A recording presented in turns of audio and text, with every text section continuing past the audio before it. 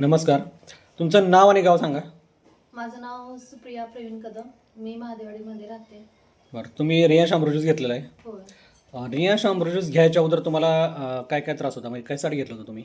मला व्हेरिकोजचा प्रॉब्लेम होता बरं. आणि पित्त पण जास्त होतं आणि वेट पण माझं जास्त वाढलेलं. मी अमृत ज्यूस चालू केल्यानंतर माझं व्हेरिकोजचा पण प्रॉब्लेम कमी झाला.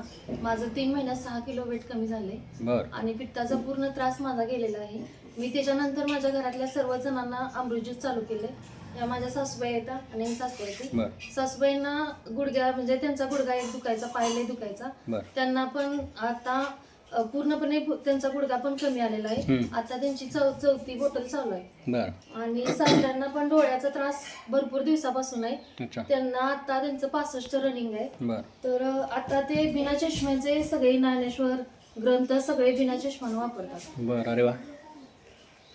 पित्ताचा पण ताप कमी झाला. पित्ताचा पण त्रास कमी झाला. त्रास कमी झाले. म्हणजे तुमच्या कुटुंबामध्ये तुम्ही सगळ्यांनी वापरले? वापरले. थायरॉइडला पण सासूबाईंना कमी झाले. होय. पूर्ण थायरॉइड कमी झालेला. अच्छा अच्छा. बरं.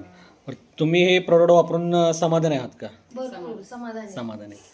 आता आजूबाजूला जे काही लोक आहेत वगैरे, तुमच्या शेजारी वगैरे असेल, नातेवाईक असेल, त्यांना तुम्ही काय सल्ला द्याल ह्याच्याबद्दल?